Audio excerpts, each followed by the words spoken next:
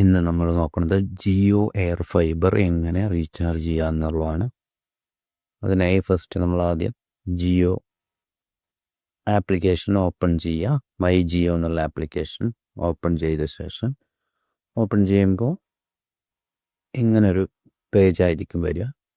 നമ്മളെ registered mobile number വെച്ചിട്ടാണ് login ചെയ്യേണ്ടത് കേട്ടോ. അത് ഞാൻ ഓൾറെഡി ലോഗിൻ ചെയ്ത് വെച്ചിരിക്കുന്ന കാരണമാണ് അങ്ങനെ വരുന്നത്. അത് ജസ്റ്റ് ഓപ്പൺ ചെയ്ത ശേഷം മൊബൈൽ നമ്പർ അടിച്ചു കഴിഞ്ഞാൽ OTP വരും. അത് വെച്ച് ഓപ്പൺ ചെയ്താൽ ഇതുപോലൊരു പേജായിരിക്കും വരിക. ഇത് വന്നു കഴിഞ്ഞാൽ ഇതിൽ ഹോം എന്നുള്ള ഓപ്ഷൻ സെലക്ട് ചെയ്യുക. അതാണ് എയർ ഫൈബർ എന്നുള്ള ഓപ്ഷൻ കേട്ടോ. ഹോമിലാണ് അത് വരുന്നത്. അത് ഓപ്പൺ ചെയ്ത് കഴിഞ്ഞാൽ നമ്മളുടെ ഡീറ്റെയിൽസ് കാണിക്കും. അടയ്ക്കാനുള്ള ബാലൻസ് എമൗണ്ട്, പെൻഡിങ് എമൗണ്ട് ഉണ്ടെങ്കിൽ അത് കാണിക്കും. നമ്മൾ ഓവർ ഡ്യൂ ആയിട്ടുണ്ടെങ്കിലാണ് അങ്ങനെ കാണിക്കുക, അടയ്ക്കാനുണ്ടെങ്കിലാണ് അത് കാണിക്കുക.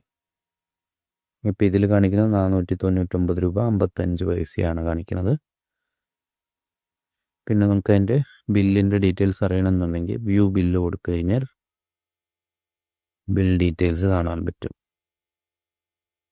അതിൽ ഡീറ്റെയിൽസ് വ്യക്തമായിട്ട് കൊടുത്തിട്ടുണ്ടാവും. കറണ്ട് ചാർജ്, പഴയ ബാലൻസ് ഉണ്ടെങ്കിൽ അത് കമ്മിയാക്കിയിട്ടായിരിക്കും വരിക. ബാലൻസ് ഇതൊന്നും ഇല്ലാത്തതുകൊണ്ട് കറക്റ്റ് എമൗണ്ട് വന്നിട്ടുണ്ട്. ഡൗൺലോഡ് ചെയ്യണമെങ്കിൽ ഡൗൺലോഡ് കൊടുത്തു കഴിഞ്ഞാൽ ഡൗൺലോഡ് ആവും. ഏതാ വേണ്ടത് വെച്ചാൽ അത് ഡൗൺലോഡ് കൊടുത്താൽ മതി.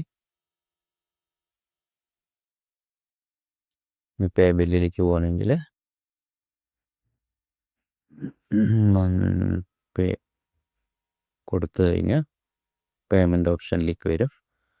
UPI ID വെച്ചിട്ട് കൊടുക്കാം. പേ QR കോഡ് വെച്ചിട്ട് QR വെച്ചിട്ട് അങ്ങനെ ചെയ്യാം. ഡെബിറ്റ് കാർഡോ വാലറ്റോ നെറ്റ് ബാങ്കിങ് ഏതാണോ നമുക്ക് താല്പര്യം, നമ്മുടെ കയ്യിൽ ഏതാണോ ഉള്ളത് വെച്ച് കഴിഞ്ഞ് അത് വെച്ചിട്ട് നമുക്ക്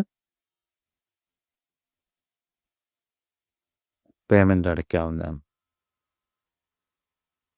ഇതുകൂടാതെ നമ്മുടെ ഗൂഗിൾ പേ, ഫോൺ പേ അങ്ങനെയുള്ളതും ഇതിൽ കാണിക്കാറുണ്ട്. ഇതിലിപ്പോൾ കാണിക്കുന്നില്ല. അത് ഒരുവിധം എല്ലാത്തിലും വരുന്നതാണ്. എൻ്റെ ഇതിലെന്തോ ഒരു ഇഷ്യൂ ആണെന്ന് തോന്നുന്നു, ഇത് വരുന്നില്ല. അപ്പം അത് കൊടുത്തു കഴിഞ്ഞാൽ പേ QR കൊടുത്ത് നമുക്ക് നോക്കാം. ഇത് കൊടുത്തു കഴിഞ്ഞാൽ നമ്മുടെ വേറെ മൊബൈൽ വെച്ചിട്ട് ആ QR സ്കാൻ ചെയ്ത് ഫോൺ പേന്നോ ഗൂഗിൾ പേന്നോ ഏതെന്നാന്ന് വെച്ചാൽ ആമസോൺ പേയോ ഏതാ നമ്മുടെ കയ്യിലുള്ളതെന്ന് വെച്ച് കഴിഞ്ഞാൽ അത് ഉപയോഗിച്ചിട്ട് നമുക്ക് പേയ്മെൻറ്റ് ചെയ്യാവുന്നതാണ്. ഏതൊരു 10 മിനിറ്റിനുള്ളിൽ അക്കൗണ്ട് ആക്റ്റീവ് ആവും. പിന്നെ ഇതിൽ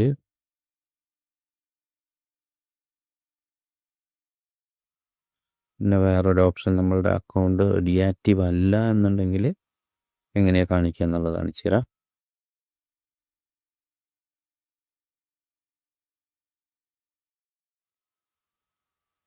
ഡീആക്റ്റീവ് അല്ല, നമ്മുടെ അക്കൗണ്ടിൽ ഓൾറെഡി ബാലൻസ് ഉണ്ടെങ്കിൽ നമുക്ക് പേയ്മെൻറ്റ് കൂടുതൽ മാസത്തിലേക്ക് അടയ്ക്കണം. 12 മാസത്തേക്കോ 6 മാസം 3 മാസം എന്നുള്ളൊരു ഓപ്ഷൻ വരും. അപ്പോൾ നമുക്കത് എത്ര മാസത്തേക്ക് വേണോ അത് നമുക്ക് ചെയ്യാവുന്നതാണ്.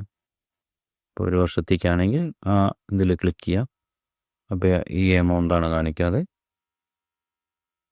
8,000 സംതിങ്. 6 മന്ത് ആണെങ്കിൽ 4,000 സംതിങ് കാണിക്കുന്നുണ്ട്. 3 മന്ത് ആണെങ്കിൽ 2,000 സംതിങ് കാണിക്കുന്നുണ്ട്.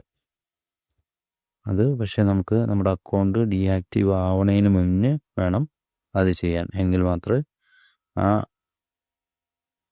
പേയ്മെൻറ്റുകൾ, ആ ഓപ്ഷൻസ് അതിൽ കാണിക്കുള്ളൂ. അല്ലെങ്കിൽ കറക്റ്റ് ബാലൻസ് എത്രയാണോ ആ എമൗണ്ട് മാത്രമേ, ഓവർ ഡ്യൂ എമൗണ്ട് മാത്രമേ അതിൽ കാണിക്കുള്ളൂ. അപ്പോൾ ഓവർ ഡ്യൂ ആവണതിന് മുന്നാണെങ്കിൽ നമുക്ക് 6 മന്ത് 12 മന്ത് 3 മന്ത് അങ്ങനെ അഡ്വാൻസ് അടച്ച് ചെയ്യാൻ പറ്റും. ഓരോ ഇതടയ്ക്കുമ്പോഴും 12 മന്ത് അടയ്ക്കുമ്പോൾ നമുക്ക് 30 ഡേയ്സ് എക്സ്ട്രാ കിട്ടും. 6 മന്ത് അടയ്ക്കുമ്പോൾ 15 ഡേയ്സ് എക്സ്ട്രാ കിട്ടും. 3 മന്ത് ആണെങ്കിൽ 7 ഡേയ്സ് എക്സ്ട്രാ ഉണ്ടാവും. അത്രയാണ് വരുന്നത്.